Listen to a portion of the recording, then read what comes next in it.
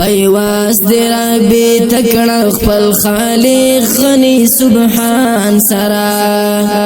خبوری کو دور ونعوذ بالله من شرور أنفسنا ومن سيئات أعمالنا من يهده الله فلا مضل له ومن يضلل فلا هادي له وأشهد أن لا إله إلا الله وحده لا شريك له وأشهد أن محمدا عبده ورسوله صلى الله عليه وعلى آله وصحبه أجمعين أما بعد دا الله رب العزت بتوفيق سرا او داغه په خاص احسان او کرم او رحم سرا او داغه په نوم سره شروع کو د دې کال چې میلادي 2015 دی او هجری اسلامی 1460 کال د دې دور تفسیر د قرآن کریم هغه د نن شروع کو او عنوان د دې کال د دورې هغه د قرآن کریم سره ژوند د الله د کتاب سره ژوند د الله د خبرو سره یو څو ورځې یو څو لحظات یو څو وخت د الله د کتاب سره ایام معدودات د شمار یو څو ورځې او هر کال موږ چې کله تفسیر شروع کوو نو دا سوچ هم په زړه کې وي چې اخر سر ته به ورسوو که نه بیا چې الله په توفیق سره اخر سر ته ورسوو نو بیا دې سوچ کې یو چې روان کال له به یو یا نه او روان کال له شتون یا نه شتون د دې مطلب دا نه دی چې لازم به انسان مري او څنګه چې حدیث کې راځي چې ژوند غنیمت وګڼه د مرګ نه مخکې ځواني د غریبۍ نه مخکې د بوډاوالي نه مخکې او مالداری د غریبۍ نه مخکې او فارغه وخت د مصروفه کېدو نه مخکې او روغ صحت د بیمارۍ نه مخکې کله په دې طریقې سره یو انسان د یو نعمت نه محرومه شي هغه دا چې سړی کمزوری شي یا د ناستې طاقت یې نه یا داسې چې سړی بیمار شي بدن یې روغ نه یا داسې چې سړی فارغ وي بیا مصروف شي کله یو سړی مالدار وي بیا غریب شي مزدوروکي شي کله سړی یو علاقې نه لاړ شي کله هغه بیانونکی هغه لاړ شي یا د علاقې نه یا کمزوری شي یا بیمار شي یا مړ شي دا ټولې خبرې ژوند سره تړلی شوي دي او کله انسان د آخرت په سفر باندې اوسي نو هر موقع هر سیکنډ هر منټ چې د الله په عبادت کې تیرې په دې شکر ادا کوو چې الله تعالی دې توفیق درکو او دومره ژوند الله موږ له راکړو یو کال لوی ژوند دی چې موږ بیا د هغه کتاب ته کېناستو او ډېر ملګري ډېر مسلمانان کوم چې د لرې نه اورېدو یا د نږدې نه په ډېر خلک نشته څوک مړه شوي دي او څوک مصروفه شوي دي او څوک بیماران شوي دي او څوک یو ځای ته او بل ځای ته تللي ځکه موږ دوره تفسیر کې هر کال نوي ملګري هغه اینو او نوي ملګري پکې را پیدا شي او بیا ډېر داسې زړه ته نږدې او خاص ملګري پکې کله وینم نو دا د الله رحم او احسان دی او د هغه کرم دی چې دا توفیق یې راکړو قرآن کریم سره ژوند ګوره د قرآن په باره کې خبرې کول دا ګټه خبره ده او د قرآن په باره کې چې زه دا خبرې کومه نو دو خبرې محسوسو یو خوشحالي ده او بل انسان له حیا ورشي خوشحالي خو واضح ده خوشحالي په دې چې خبرې د الله د خبرو په باره کې کو خوشحالي ده او خوشحالي په دې چې الله رب العزت زما په شان کمزوري بندله توفیق ورکو او طاقت ورکو چې هغه د دې په باره کې خبرې وکړي د الله د کلام په باره کې یعنې دنیا کې ډېر مسلمانان ګرځي بلکې هغه خلک چې الله ول علم ورکړی دی په هغو کې ډېرو ته د توفیق نه میلاویږي دا خوشحالۍ موقع ده حیا په دې راځي چې کله ځان ته وګورم او کله د الله خبرو ته چې زه به د الله د خبرو په باره کې وسیری ما ته وګوره زما خبرو ته وګوره په داسې مقام کې چې کله تعلق د خبرې هغه د الله د کتاب سره چې کله تعلق هغه د قرآن سره او که چېرته یو انسان د الله د خبرو عظمت او شان بیانول شروع کړي که نه دا عمر به یې فاني شي دی به فنا شي دنیا نه به لاړ شي او خبره به یې ختمه نه شي ځکه چې الله رب العزت قرآن کې دا خبره ذکر کړې ده انشاءالله که الله ژوند راکړو تاسو به یې واورئ خپل ذکر که چېرته دا ټول دریابونه صحیح شي او دا ونې ټول قلمونه شي نو بیا به هم د الله خبرې او شان او صفات او حمد او ثنا به ختمه نه شي نو چې دومره اوچتې خبرې دي دومره اوچت رب دی د هغه د خبرو مبارک کې به یو مخلوق څه خبرې پوره کړي خو صرف دومره دی چې څه نه څه انسان هغه بیان کړي نن به موږ خبره کوو د قرآن سره د ژوند په باره کې قرآن کریم سره ژوند قرآن کریم سره ژوند ځان له ژوند دی او دین هغه خلک خبر دي چې تعلق د قرآن سره دی داسې نه چې یو سړی ما ته ووایي چې موږ خو دا ته چې به څه بیانې او یا د بیان په اخره کې ما ته ووایي تا چې څه بیان کړو دا خو موږ نه محسوسو نو زه هغه کس ته نه یم لېږلی د چا چې تعلق د قرآن سره نشته زه هغه چا ته دا خبره کومه چې دا ژوند ځان له ژوند دی د دې یو خوند دی چا چې د قرآن سره ژوند تیر کړی او دا خونې سکلی هغه بیا د دې خبرې جواب کولی شي صرف د قرآن سره د ژوند په باره کې یو څو ایتونه یو څو خبرې درته کوم نو بیا ته اندازه ولګوه چې د قرآن سره ژوند هغه څنګه ژوند دی قرآن کریم سره ژوند دا یو ایت واوره سورة الانعام کې الله وایي أومن كان ميتا فأحييناه وجعلنا له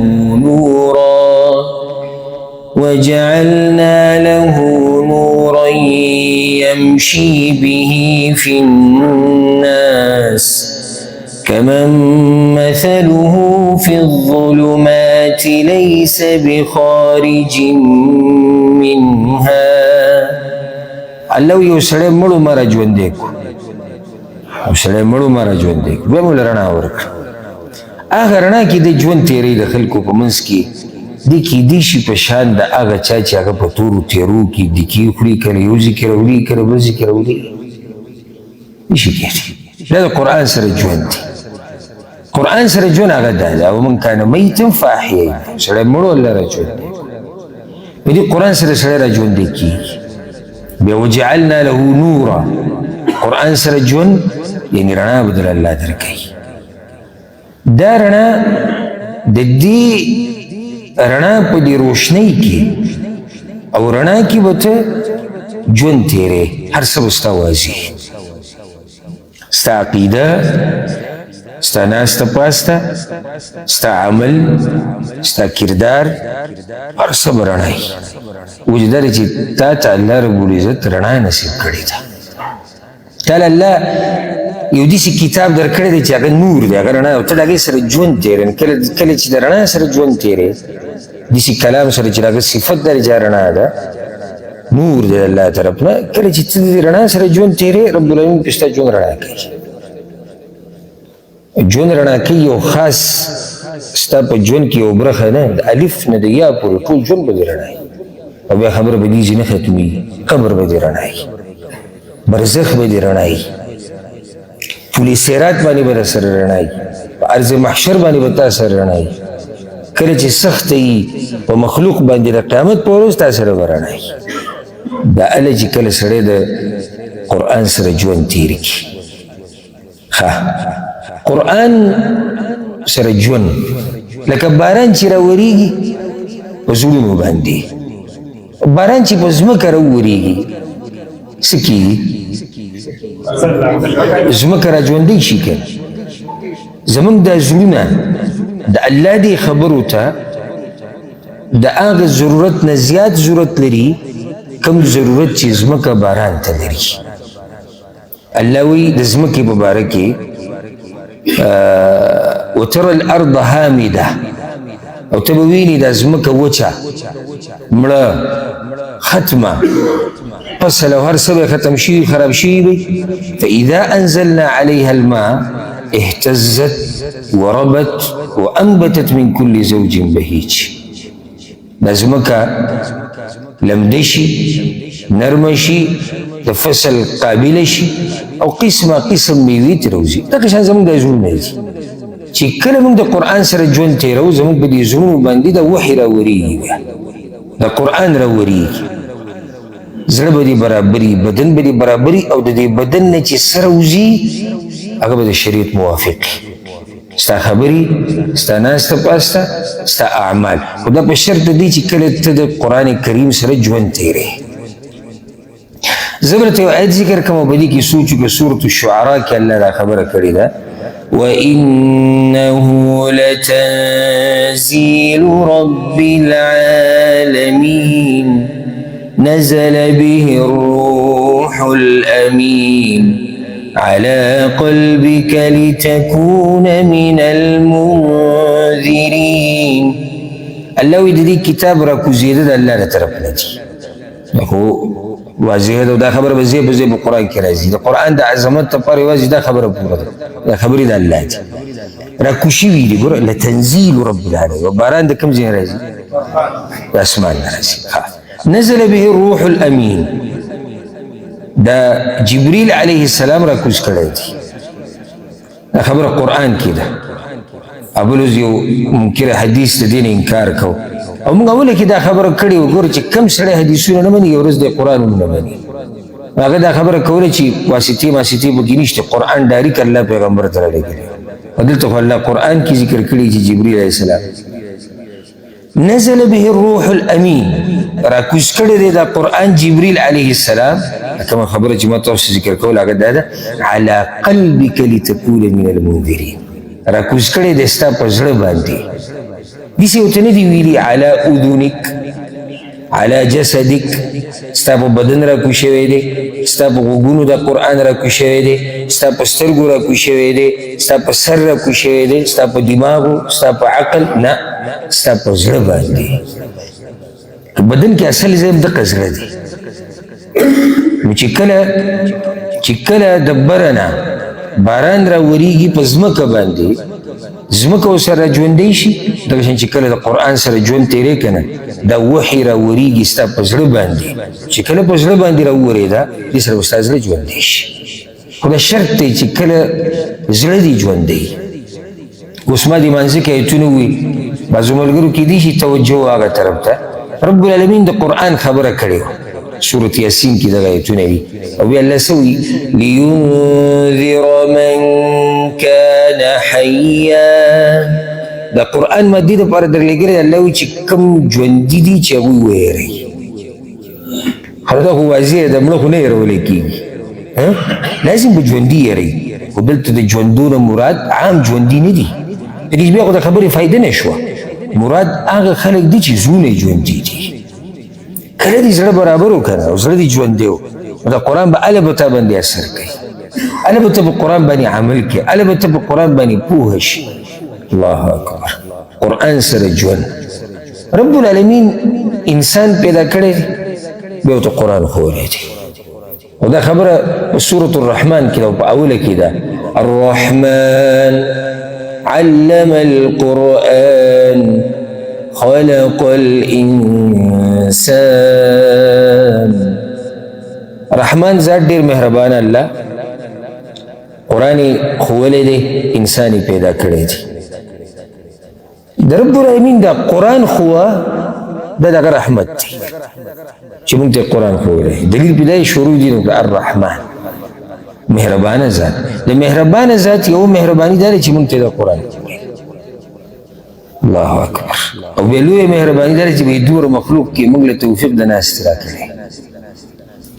او بیا توفیق د بیانولو یې راکړی او بیا توفیق د اورېدو یې راکړی دی او بیا بعضو له پکې توفیق د عمل ورکړی دی دا څومره خوشبخته خلک دي الرحمن علم القرآن خلق الانسان و قرآن ښوولی دی انسان یې پیدا کړی دی نو انسان خو د قرآن د ښوولو نه مخکې پیدا کړی دی ځکه دلته یو عالم دی ابن عادل الحنبلي رحمه الله هغه وایي که چېرته دا وویلی شي لما قدم تعليم القرآن للإنسان على خلقه ولي الله رب العزت د قرآن خودنه د انسان په پیدایش باندې رامخکې کړه وهو متأخر عنه في الوجود او حقیقت کې انسان مخکې پیدا شوی دی نو جواب وی داګی دا دی لأن التعليم هو السبب في إيجاده وخلقه اصل کې د انسان الله پیدا کړی دی لپاره دی چې د الله د وحی زده کړي نو ځکه د وحی ښودنه یې مخکې کړه زما ستا په دې ژوند کې دا ګرځېده را ګرځېده نه دي او دا ستا چې کته به راکېږي دا ګوره دې لپاره نه چې موږ ډوډو ته به یو کړو ډوډۍ یا شهوتونه پوره کړو ښځه او بچي یا تنخواګانې او جایدادونه او کورونه نه نه اصل کې مقصد د انسان د پیدایش چې دی د الله په خبرو پوه شي یو پیغام راغلی دی نو د دغه پیغام دپاره انسان پیدا شوی دی نو ځکه دلته د قرآن ښودنې د انسان د پیدایش نه مخکې ذکر کړه د څه دپاره چې انسان پیدا شوی دی هغه یې مخکې کو هغه قرآن دی د دې امت دپاره چې قرآن که پخواني امتونه شي هغوی دپاره هم کتابونه راغلي اسماني مطلب وحي وحي چې د الله له طرف نه راغلی دی قرآن سره ژوند یعنی قرآن سره چې کله تا ژوند تېرو که نه نو ته په هغه خبرو کې لګیا او د هغه خبرو سره وخت تېرې د کومو خبرو د زده کړې دپاره چې الله ته پیدا کړی کوم چې اصل مقصد دی زموږ د ژوند دا دی د قرآن سره ژوند د قرآن سره ژوند کیدای شي د الفاظ موږ ته داسې واړه ښکاري په ویلو کې یا اورېدو کې خو ما تاسو وایي که په دې باندې خبرې شروع کړو په دې باندې څو جلد کتابونه لیکلی کېږي د قرآن کریم سره ژوند قرآن سره چې کله ژوند تېر کړو که نه حقیقت به وپېژنې حقیقت د خیر او د شر چې خیر څه ته وایي او شر څه ته وایي قرآن سره چې کله ژوند تېر کړو که نه حق او باطل به وپېژنې چې حق څه ته وایي او باطل څه ته وایي قرآن سره چې کله ژوند تېر کړو که نه هدایت به وپېژنې او ګمراهي به وپېژنې او قرآن سره چې کله ژوند تېر کړو که نه سړیتوب به وپېژنې ادب به وپېژنې قرآن سره چې کله ژوند تېر کړو که نه توحید به وپېژنې او شرک به وپېژنې قرآن سره چې ژوند تېر کړو خپل رب به وپېژنې قرآن سره چې ژوند تېر کړو خپل پیغمبر به وپېژنې قرآن سره چې ژوند تېر کړو د ناستې پاستې چل ول به یې زده کړي د قرآن سره چې ژوند تېر کړو عزت به در الله درکړي د قرآن سره چې ژوند تېر کړو د ژوند په مقصد به پوه شي د قرآن سره چې ژوند تېر کړو هر کار چې ته کوې د هغې په نتیجه به پوه شي قرآن سره چې ژوند تېر کړو نو دې خبره باندې به پوه شي چې کامیابي د چا ده او تاوان د چا دی هسې مثال دا خبرې به ځای په ځای راځي په قرآن کې بیا مخې کیدای شي تاسو ته دا ووایم چې زما د خبرې مقصد دا و هلته ورته بیا وایي الله ژوند راکړو خو هسې یو مثال در درکړو ما وایي چې کله قرآن سره ژوند تېر کړي تا ته وپته ولګي چې کامیابي د چا ده او تاوان د چا دی موږ لکه لګیایو سورت غافر کې سورت غافر کې موږ لګیایو یو کس لګیا دی تلاوت کوي تفسیر وایي ترجمه وایي او دې آیت ته راورسېد إنا لننصر رسلنا والذين آمنوا في الحياة الدنيا ويوم يقوم الأشهاد ته لګې تلاوت کې د آیت راورسېد. د آیت کې الله وایي زه مرسته د خپلو پیغمبرانو کوم رسولانو د مؤمنانو مرسته کوم په دنیا کې ویوم یقوم الاشهاد او په آخرت کې ورسره مرسته کوم. موږ په دې حقیقت پوه شو چې کامیاب هغه څوک دی چې الله ورسره مرسته کوي. چې کله ته د قرآن سره ژوند تېر کړي تا ته وپوهېږي. دا خو زه یو مثال درکوم. ښه تاوان کې څوک دی؟ بد انجام د چا دی؟ چې کله ته د قرآن سره ژوند تېر کړي ته به پوه شي. لکه ته لګې مثال په طور موږ وایو ته په سورة العنکبوت کې لګې. سورة العنکبوت کې ته لګې شلمه سپاره کې یا ترجمه کې یا تفسیر کې یا تلاوت کې یا یې بل ته ښې او تا دا آیت وی فَكُلًّا أَخَذْنَا بِذَنبِهِ فَمِنْهُمْ مَنْ أَرْسَلْنَا عَلَيْهِ حَاصِبًا وَمِنْهُمْ مَنْ أَخَذَتْهُ الصَّيْحَةُ وَمِنْهُمْ مَنْ خَسَفْنَا بِهِ الْأَرْضَ وَمِنْهُمْ مَنْ أَغْرَقْنَا وما كان الله ليظلمهم ولكن كانوا أنفسهم يظلمون. تلي د پوخانو امتونو کیسې لولي الله وی هر یو ما دغه په ګناه کې رانیولی. بعضو باندې الله وی ما د اسمان نه د کاڼو باران کړه، بعض مې په یو چغې سره تباه کړي، بعض مې په ځمکه کې ننویستي، بعض الله وی ما په اوبو کې غرق کړي دي. الله وی ما ورسره ظلم نه و کړی، ظلم هغوی د خپلو ځانونو سره کړی. ته دلته په دې حقیقت پوه شوې چې تاوان د چا دی، عذاب په چا راشي او عذاب ولې راشي. دې ټولو خبرو پوه شوې که نه؟ پوه نه شوې. دومره آیت ما ووایي ترجمه مې ته وکړه، پوه نه شوې؟ پوه شوې. خو په دې حقیقت ته هله پوهېږي چې کله ته قرآن سره یو څو لحظې تېرې کړې نو پوه به شي چې طاقت هغه یوازې د الله دی، پاتې کېدونکی ذات هغه یوازې الله دی، زورور ذات یوازې الله دی، او نور چې څه دي هغه فنا کېدونکي دي. هغه کافران دي که هغه مسلمانان دي. دا حقیقت هم تا ته دې آیت کې پته ولګېد ځکه چې ګډ خلک الله تباه کړي دي. او لکه څنګه چې یو شاعر وایي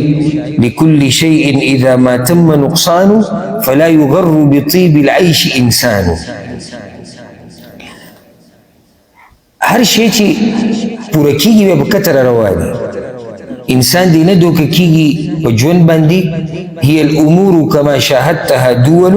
من سره زمن ساءته ازمان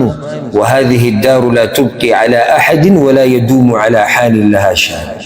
دا ژوند دا کور دا د همیشه نه دي او نه په یو حال باندې. دا حقیقت باندې ته اله رسي چې کله ته قرآن ووایې. أين الملوک ذو التیجان من یمن وأين منهم أکالیل وتیجان. چې شو هغه بادشاهیان چې په سر باندې به د سرو زرو تاجونه پراته وو، ملغلرې به وي، چې شو هغه غټو تختونه واله، چې شو هغه غټو بادشاهیان واله. وأينما شاده شداد في إرم وأينما ساسه في الفرس ساسان وأينما حازه قارون من ذهب وأين عاد وشداد وقحطان أتى على الكل أمر لا مرد له حتى قضوا فكأن القوم ما كانوا. ټول هغه خلک تاسو کې چې شو دا خلک، چې شو هغه غړ بچیان، چې شو شداد، چې شو ساسان د فارس مشر، چې شو قارون، چې شو عاد، چې شو هغه غړ خلک. په ټولو باندې هغه خبر راغلی دی چې هغه کله راشي واپس کېږي نه نو داسې دا قوم لاړ لکه د سره چې دوی ژوند تېر کړی دی. په دې حقیقت باندې دغه زما مثال درکړم. په دې حقیقت موږ هله پوهېږو چې کله موږ قرآن سره ژوند تېر کړو. ډېر څه به وینئ او ډېر څه به واورئ که قرآن سره دې ژوند تېر کړو. قرآن دا یو پاڼه چې اړی که نه په دې کې ډېر عبرتونه دي. او قرآن دا یو پاڼه چې ته اړی د رب العالمین هغه طریقه به وپېژنې د نافرمانانو دپاره او د دیندارو لپاره. او دا هغه لیده دي. یو سړی به اوس ما ته وایي چې قرآن کې زه څنګه وینم؟ قرآن کې خو څوک عذاب نه ویني. چې الله کاڼي راوري. ګوره لیده او رؤیت دا په دوه قسمه وي. فایده یې ده کې یو رؤیت په سترګو وي، ته په سترګو یو کار ویني. یو رؤیت د زړه دا هغه اصل لیدلي د زړه. ځکه الله قرآن کې سوی په سورة الحج کې فإنها لا تعمى الأبصار ولكن تعمى القلوب التي في الصدور. الله دا سترګې نه ړندېږي، اصل کې ړندوالی د زړونو دی. رؤیت د زړه انسان له فایده ورکوي. په زړه باندې دا هر څه ویني، په زړه باندې الله کافرانو ته ړانده ویلي دي. خبره به رام شي سوره بقرې په اوله کې به راځي. د دوی د یعنې الله وایي کافران ړانده دي، مطلب دا دی چې دوی سترګې نشته. کېدای شي بعض پکې داسې ړانده چې سترګې نه، خو هغه به نه خلک. خو دلته ړانده دي معنی چې دوی سره د زړه هغه بینایي نشته، په زړه باندې کتل نشي کولی. چې کله ته د قرآن سره ژوند تیر کو، رب العالمین به تا ته د زړه هغه رؤیت در نصیب کړي، چې ته بصیرت وایي، دا به الله تا ته نصیب کړي. قرآن سره ژوند دا هغه ښایسته ژوند دی چې الله ورته حیات طیبه په قرآن کې ویلی دی. او ما دې دوه درې ورځې مخکې په ښایسته ژوند باندې بحث کړی، پاک او ښایسته ژوند، حیات طیبه. حیات طیبه هله تا ته نصیب کېږي چې کله ته قرآن سره ژوند تیر کړي. من عمل صالحا من ذكر او انثى وهو مؤمن فلنحيينه حياه طيبه. الله يسوع چې نیک عمل وکړي او مؤمن یې عقیدې د توحیدي، زه به له ښایسته ژوند ورکوم. نیک عمل چې قرآن سره ژوند تېرول نیک عمل نه دی، بیا بل کوم نیک عمل دی؟ قرآن سره ژوند تېرول. قرآن سره ژوند تېرول الله سره وخت تېرول دي. دا خبره یاده کړئ. قرآن سره ژوند تېرول الله سره وخت تېرول دي. او ځکه دا خبره ما بار بار کړې ده تاسو ته، څومره چې د الله سره محبت وي دومره به د کلام سره محبت وي. څومره چې ستا د الله سره محبت وي دومره به د قرآن سره محبت وي. کله چې ته یو سړی وینې که نه چې د قرآن سره ډېر وخت تېروي او د ژوند لویه برخه قرآن له ورکوي، پوه شي چې دا سړی په خپل رب باندې ډېر مین دی. یو هغه د مینې دعوې کومې چې عامې کېږي په خوله باندې، موږ ټول وایو موږ په الله مین یو، الله سره محبت کوو، خو بیا په دې دعوه باندې ډېرو خلکو سره دلیل نشته چې د خولې خبره دې ویې کړه. تپوس زه تاسو نه م کوم او خپل ځان نه م کوم، موږ ټول دا وایو چې موږ الله سره محبت کوو الحمدلله، او لازم به کړي. هغه وخته پورې ته مسلمان او مؤمن نشي جوړوي. اوس د هغې نه به تپوس زما د خپل ځان نه دی او بیا تاسو نه دی. د قرآن سره څومره وخت تېروي، د الله د خبرو سره څومره وخت تېروي،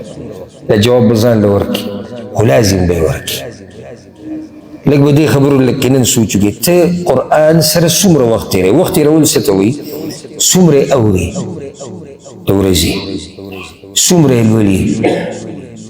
څو پیرې یې ترجمه کړې ده او که کړې دې نه ده، تفسیر دې چې ته اورېدلی، چېرته کوشش دې کړی، څه دې پکې یاد کړي دي. اخرنی سوال زما خپل ځان او ټول نه دا دی، په قرآن څومره عمل کوي. که چېرته په دې پوښتنو کې او سوالونو کې ستا جواب هغه مناسب او صحیح او برابر و، نو بیا دا خبره ته د دعوه کې ښه مکمل رښتینی چې د الله سره محبت کوي. خو که چېرته جواب بل شان نو بیا صحیح ده ته د الله سره محبت کوې، خو دې محبت کې دې کمی دی، پوره نه دی. زه د الله سره محبت کوم یو سړی یو خبرې نه اورم، دې محبت ته زه څنګه کامل محبت ووایم؟ زه د الله سره محبت کوم خو خبرې نه لولم، زه د الله سره محبت کوم خو ګوره په خبرو پوهېږم نه، زه د الله سره محبت کوم خو ترجمې تفسیر ته مې ډېرې نه لګي، زه د الله سره محبت کوم خو قرآن د خورولو د دې د ښوولو کوشش نه کوم، په دې خرچه نه کوم. زه څنګه دې محبت ته پوره محبت ووایم؟ که تاسو ته پوره محبت ویلی شي هغه به ستاسو ذهني، زما ذهن خو د سره دې ته پوره محبت نه وایي.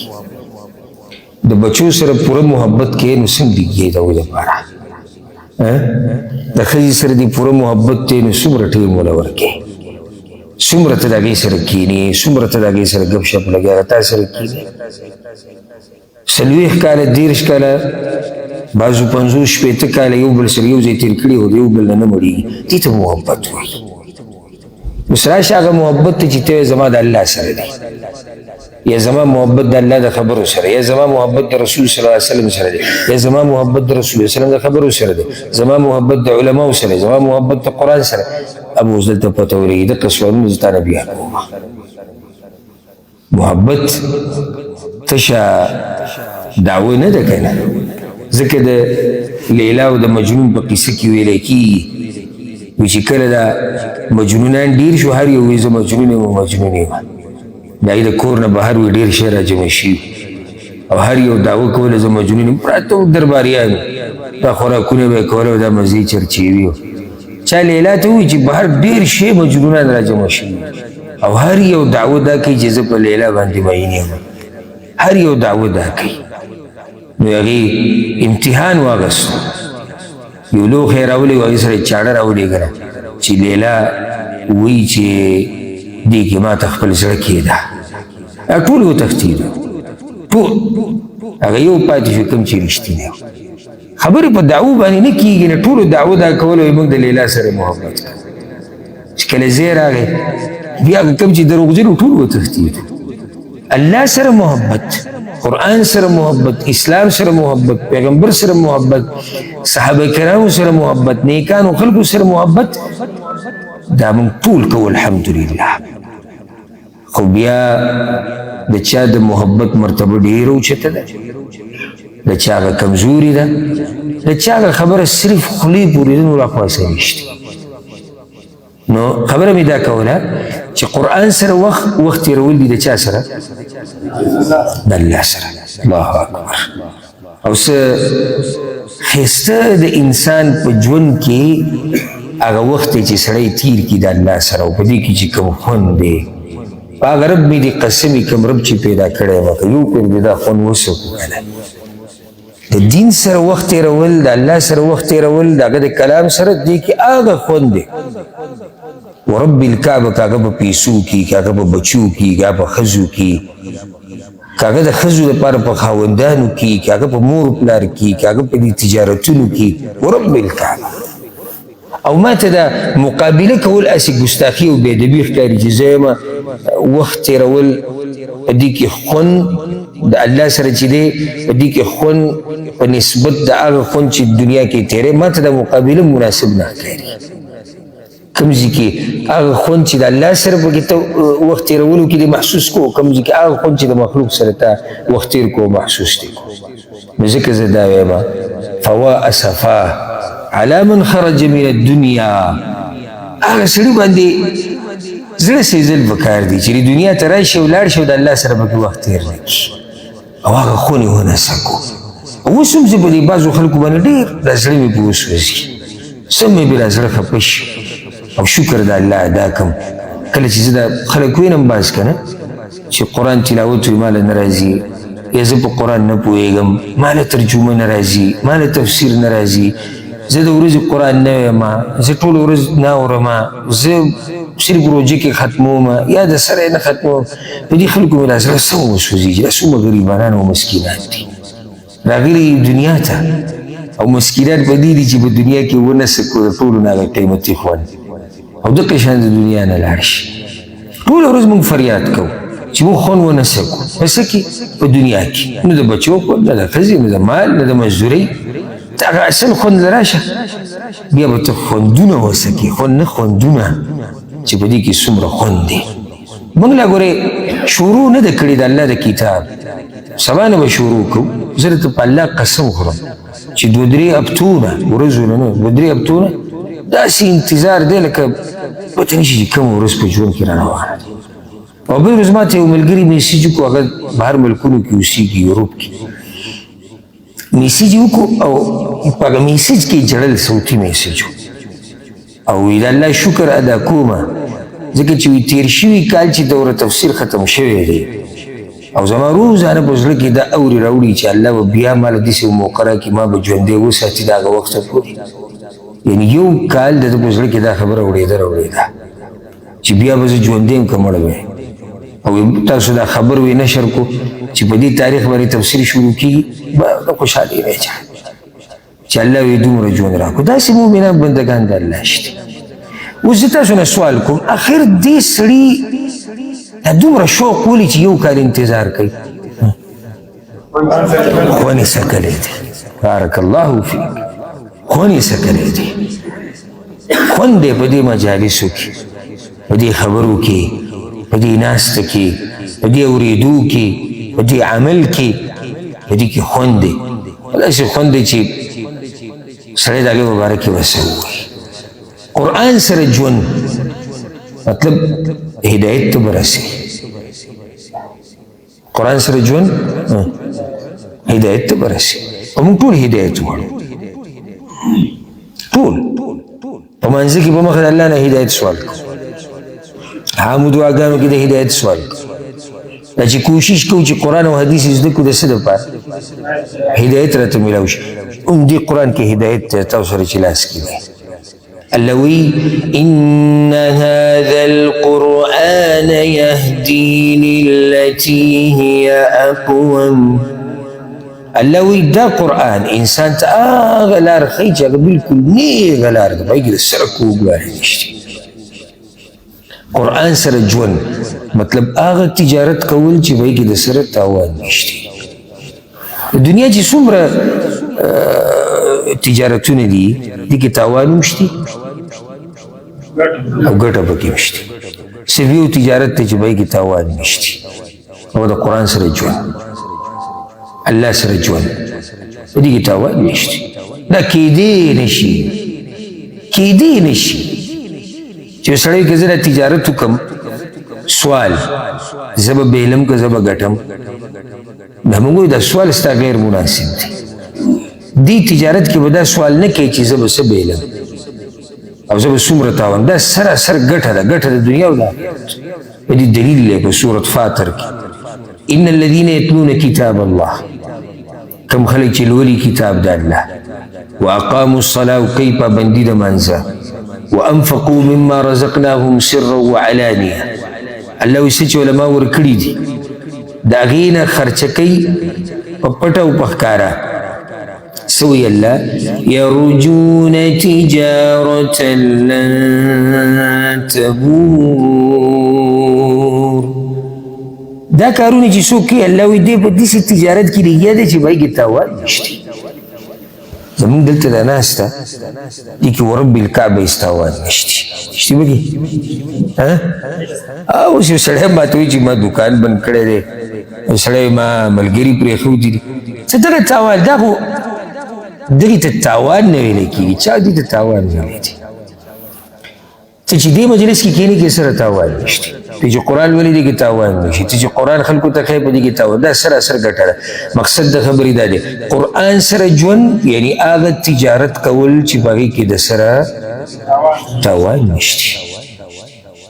قرآن سره ژوند ټوله رڼا ده هلک ساعت مخکې تاسو ته او ځکه یو شاعر څه ښایسته شعرونه ویلي دي وي نور على مر الزمان تألق وأضاء للدنيا طريقا مشرقا وهدى من الرحمن يهدينا به للصالحات وللمكارم والتقى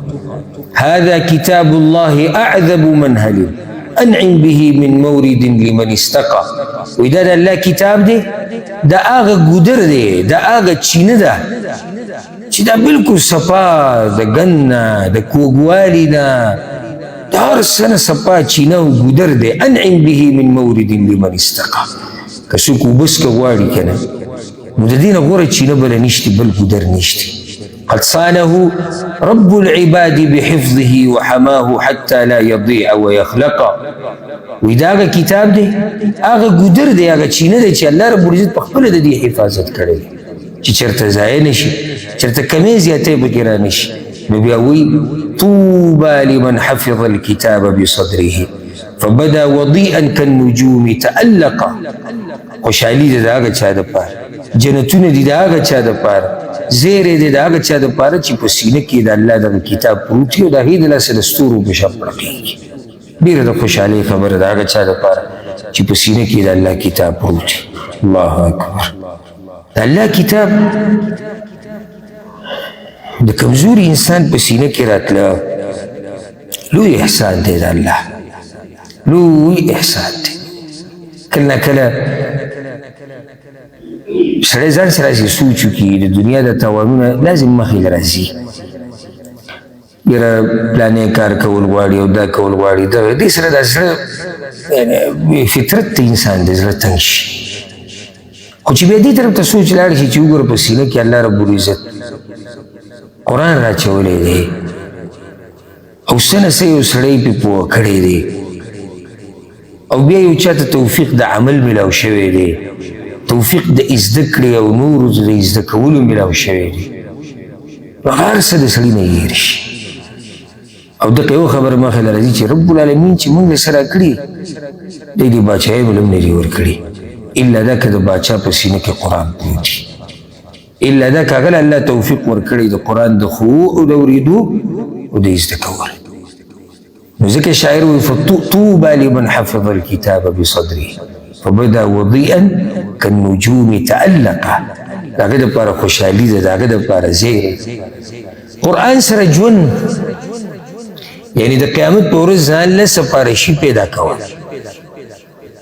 قرآن سره ژوند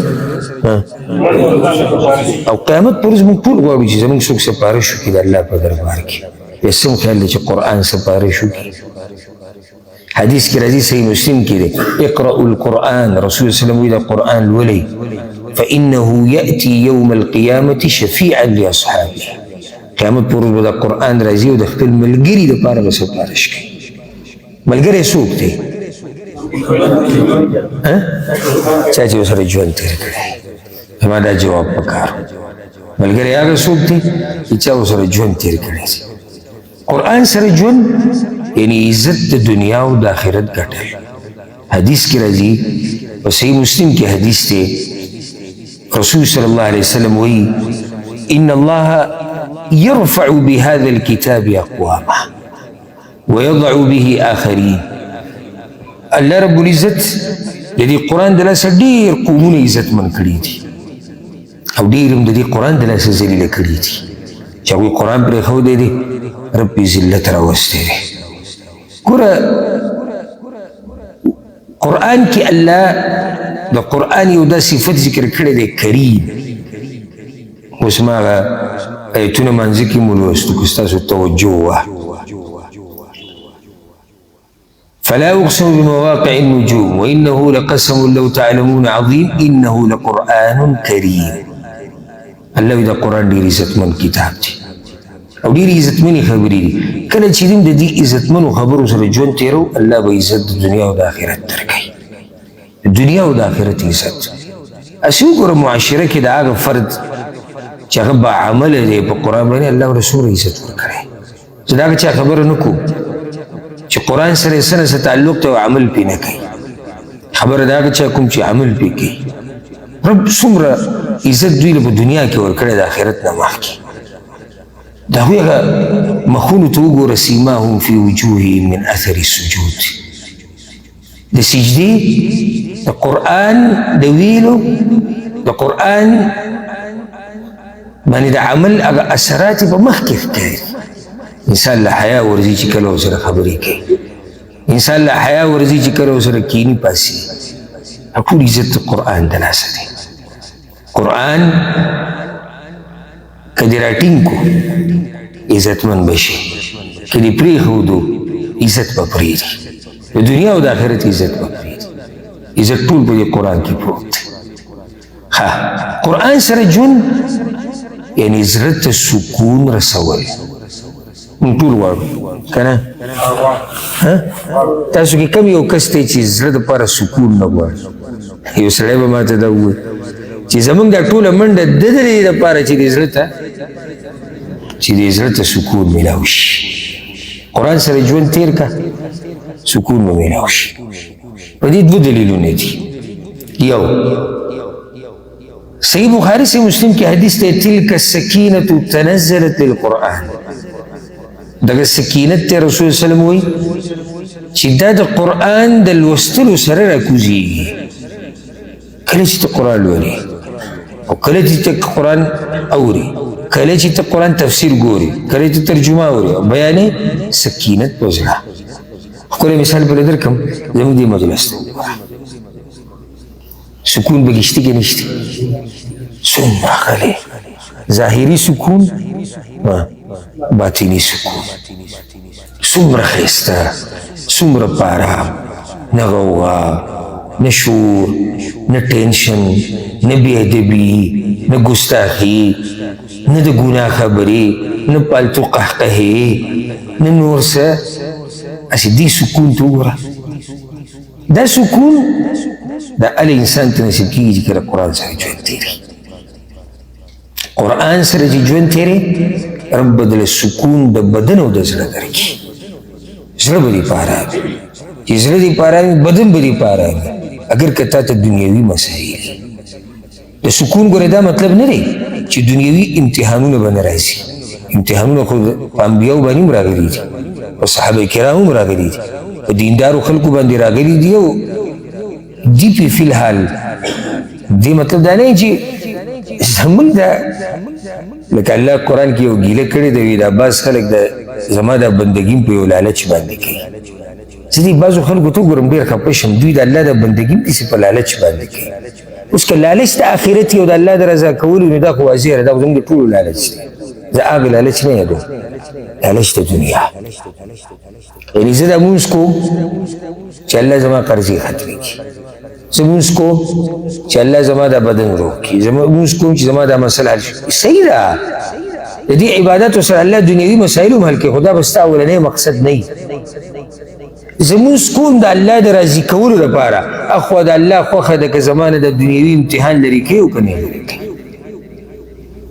مونږ سه ایمان خو داسې نه دی راوړی چې د الله بندګي به هله کوو چې کله زموږ حالات برابر نو خو به هر حال کې د الله بندګي کوو که هر څنګه یو مونږ به د الله بندګي کوو نو سکون د څه سکون د زړه مونږ ټول غواړو چې مونږ ته سکون نصیب شي سکون که غواړې اصل سکون هغه د زړه دی قرآن سره ژوند یعنی خپل روح ژوندی ساتل قرآن سره ژوند خپل روح ژوندی ساتل سړی وایي چې قرآن سره روح ژوندی قرآن سره روح ژوندی او روح اصل دی که بدن نه دی روح لرې کو هر څه به ختم شي موږ د بدن د ژوند دپاره لګیا یو او ير دی رانه ژوند د روح ژوند د ساه ژوند اصل ژوند هغه زموږ نه ير دی الله رب العزت قرآن کې څه وایي اوس دې ته غوږ کېږده الله نزل أحسن الحديث كتابا متشابها مثاني تقشعر منه جلود الذين يخشون ربهم ثم تلين جلودهم وقلوبهم إلى ذكر الله الله يمر علي قلي دي خيستها دي سي خبري چې کم خلق د الله نه یریږي هغوی کله ولولي که نه غوږونه یې پیزیک شي چې کله د عذاب د الله د یرې دا خبرې راشي غوږونه یې پیزیک شي او بیا یې زړونه او سرمنې نرمې شي چې کله دوی پکې بیا د جنت او د امید دا خبرې واوري زړه نرم شي زړه په ارام شي روح خوشحاله شي روح په ارام شي قرآن سره وخت یعنې خپل روح ژوندی ساتل دا غونه اله زکیږي کنه او اله پارام کیږي دا بدن او زړه چې کله روح ستا برابر روح ژوند دی یعنی زه اوس د دې قرآن وضاحت کوم راول هغه خلک چې زړونه یې مړه دي هغوی باندې به هېڅ اثر ونه کړي قرآن دی روح یو ښکلی دلیل پرې درکړم ژوند د روح دی یو ښکلی دلیل پرې بل درکړم دا واله الله قرآن کوي په سورة الشورى کې وكذلك أوحينا إليك روحا من أمرنا الله ما تتدر لقلي ده وحي اخبل تربنا وحي تسوي لي وكذلك أوحينا إليك روحا من أمرنا روح الله أكبر مفسرين ده مشهور سؤال ذاك وحي الله ولي روحوي قرآن تولي روحوي وایي ځکه چې اصل ژوند په دې سره نصیب کېږي. که ته غواړې چې ژوند د روح درته الله نصیب کړي که نه نو څه به کې قرآن سره به ژوند تېرې قرآن سره ژوند. الله اکبر. یعنی نیکیانی بې حسابه ګټل قرآن سره ژوند بې حسابه ګټل. زه په صرف یو مثال درکړم. سنن د امام ترمذي کې دا روایت ته صحیح رسول الله صلی الله علیه وسلم من قرأ حرفا من كتاب الله فله به حسن والحسنة بعشر أمثالها لا أقول ألف لام ميم حرف ولكن ألف حرف ولام حرف وميم حرف. قرآن په یو حرف باندې نیکی ده یو نیکی لسنده ده. بیا رسول الله صلی الله علیه وسلم زه دا نه یم چې الف لام میم یو حرف دی. الف ځان له حرف دی، لام ځان له حرف دی، میم ځان له حرف دی. څو نیکیانې شوې؟ دېرش. الله اکبر. اوس هسې اندازه هسې ولګوه ما ورته ناست او د روژې میاشت الله دې راورسوي والله دې ته موږ ورسي. د روژې میاشت شوه ماسپښین نه موږ هغه روژه ماتي ته نږدې پورې ناست شو په یو لفظ باندې په یو حرف باندې لس نیکیانې صرف تلاوت ترجمه ورسره که اوس تفسیر کا دا وچه خوله د روژې په خوله ناستې که په جومات کې ناستې د الله د رضا دپاره ناستې او ته ستړی کېږي هسې د دې نیکیانو اوس اندازه ولګي. موږ صرف هغه یوه خبره ذکر کړه چې چا ولوستو یو ټکی یو حرف لس نیکیانې یو څه سره خبرې زیاته وکړه. بیا هغه سړی چې بیمار دی بیا هغه سړی چې مصروفه دی او ځان یې پاره راکړی دی بیا هغه سړی چې د هغه څه کار دی او بیا او بیا او بیا او بیا ورځه د نیکیانو غرونه ګټل دا مطلب دی د قرآن سره ژوند تېرول. قرآن سره ژوند تېرول یعنی عزت ګټل. هسې یو حدیث ته ووایم ډېر ناشنا دی امام ابو داود راوړی دی.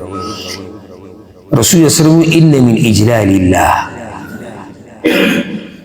د الله د قدر کولو نه دام دي موږ ټول د الله قدر کوو نو د الله په قدر کولو کې دام دي تر الله قدر کوي نو دا به پکې کې اکرام ذي الشیبة المسلم وحامل القرآن غیر الغالي فيه والجافي عنه. د سپینګیري مسلمان به عزت کوي. د سپینګیري مسلمان چې ته عزت وکړې نو عزت د الله دې وکړو او یا هغه سړی چې قرآن یې په سینه کې دی د هغه به عزت کوي. خو هغه چې قرآن صحیح بیانوي حق پرست دی افراط و تفریط نه کوي هغه کس رسول صلی الله علیه وسلم ذکر کړی د عزت ترې خیال دی د قرآن والا عزت کول د الله عزت کول دی. الله اکبر. د قرآن والا قدر کول قدر د الله کول دی. ولې ځکه چې سینه کې د الله خبرې پرتې دي ځکه چې د الله په خبرو باندې عمل کوي. قرآن سره ژوند ما تاسو ته کنه بې حسابه اجرونه ګټل. دغه یو حدیث کې خو ما ذکر کو بل والا چې موږ جذبه کیو دې اجرونو ته. صحیح مسلم کې حدیث دی عقبه بن عامر وایي رضی الله عنه وایي موږ یو پیر ناسو صفه کې صفه مسیح نبوي کې آخري سر کې یو ځای او پای کې به دا کوم صحابه کرام چې بهر نه راغلي او غریبانان خپل کورونه مورونه نو هغه د رسول صلی الله علیه وسلم شاګردانو په درجه کې پراته نو رسول صلی الله علیه وسلم راغی موږ ناسو صفه کې وی چې ایکم یحب ان یغدو کل یوم الى بطحان او الى العقیق. تاسو کوم سړی دا خوښوي چې هغه روزانه بطحان ته ځي عقیق ته. بطحان او عقیق دواړه د مدینې سره نږدې د ځکه علاقې اوس خو تقریبا مدینې سره شمارل کېږي او وخت مدینې نه لګي اخوا فیأتی منه بناقتین کوماوین فی غیر اثم ولا قطع رحم. خدا غزینه دو اوخان راولی ساربا چاقه مزیدار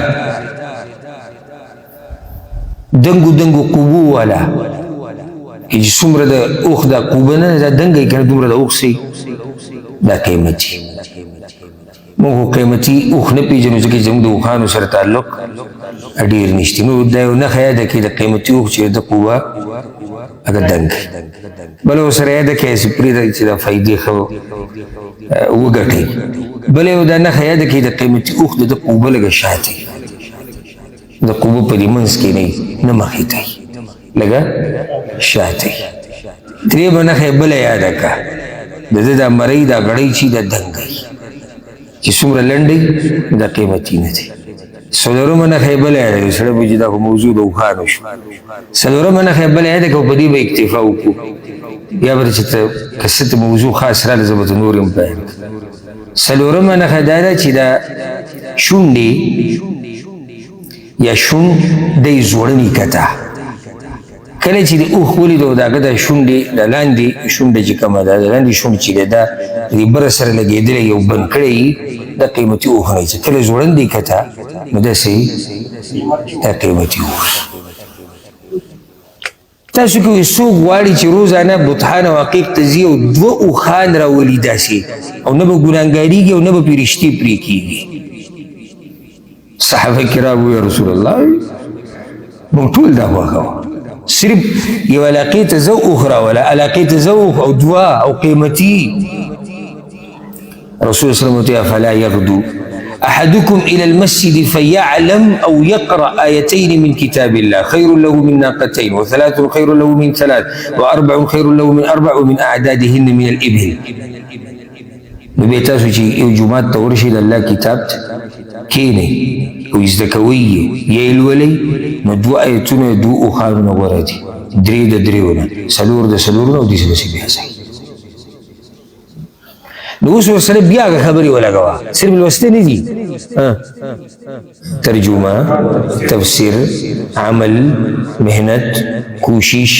یا د روژې میاشت جمعات کې راجمع کې ټولې خبرې چې ورسره ولګې نو څومره به اجر ډېرېږي قرآن سره ژوند الله اکبر دومره قدر بدل الله درکړي که نه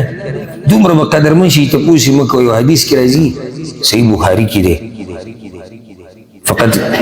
فقد كان النبي صلى الله عليه وسلم حديث كده فقد كان النبي صلى الله عليه وسلم يجمع بين الرجلين من قتل أحد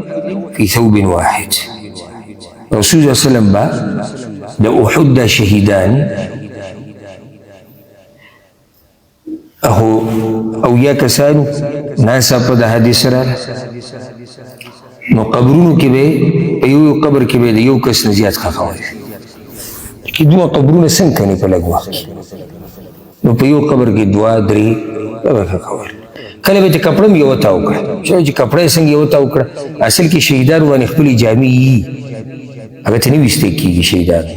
هغه جامو د پاسه یو کپړې دوه کسان نه تاو بیا به رسول الله صلی الله علیه وسلم تپوس وکړو دا ما تاسو ته قرآن سره ژوند ایهم اکثر اخذا للقرآن رسول الله صلی الله علیه وسلم وایي صبر په دې دوانو کې قرآن د چا سره ډېر دی فإذا أشير له إلى أحدهما قدمه في اللحد چې کوم یو ته صحابه کرامو اشاره وکړه نو هغه به په لحد کې مخکې کړو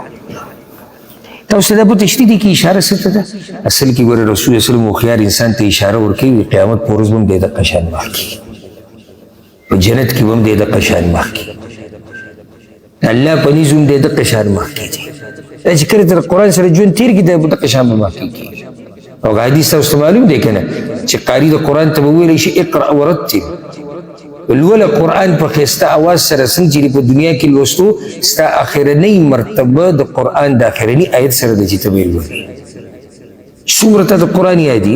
دومره به جنت په مرتبو کې اوچتېږي دومره به رواني چې ته بالکل نه یاد نه سبا کې قرآن سره ژوند یعنی د ګمراهۍ نه بچ کېده الله اکبر امام ابن حبان یو حدیث راوړی دی او دا په توجه سره د حدیث واورئ ابو شریح خویلد الخزاعي رضی الله عنه روایت رسول الله صلی الله علیه وسلم یو پیر راووتو موږ ناس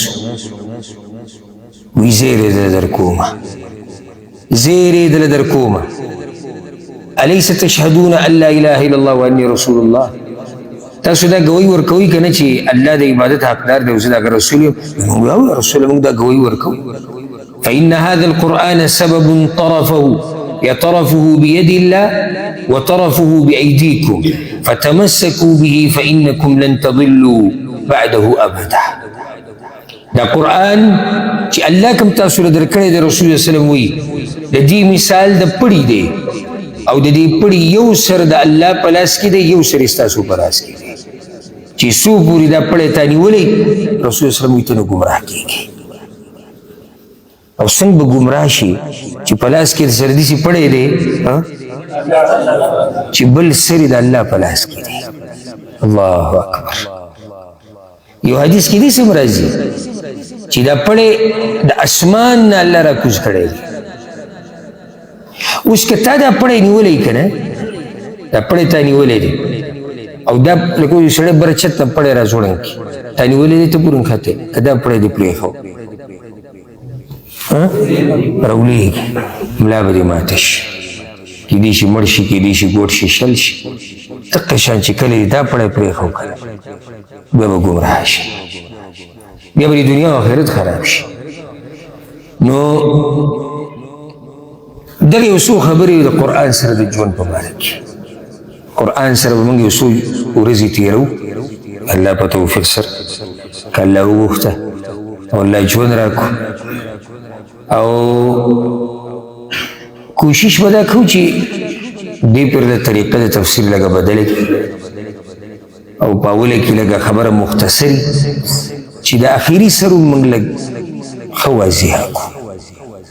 اگر که د قرآن په اول سره چې سړی پوه شي نو په آخر سره زر پوهېږي خو بیا موږ به دې په لدې کوشش کوو چې یو شاني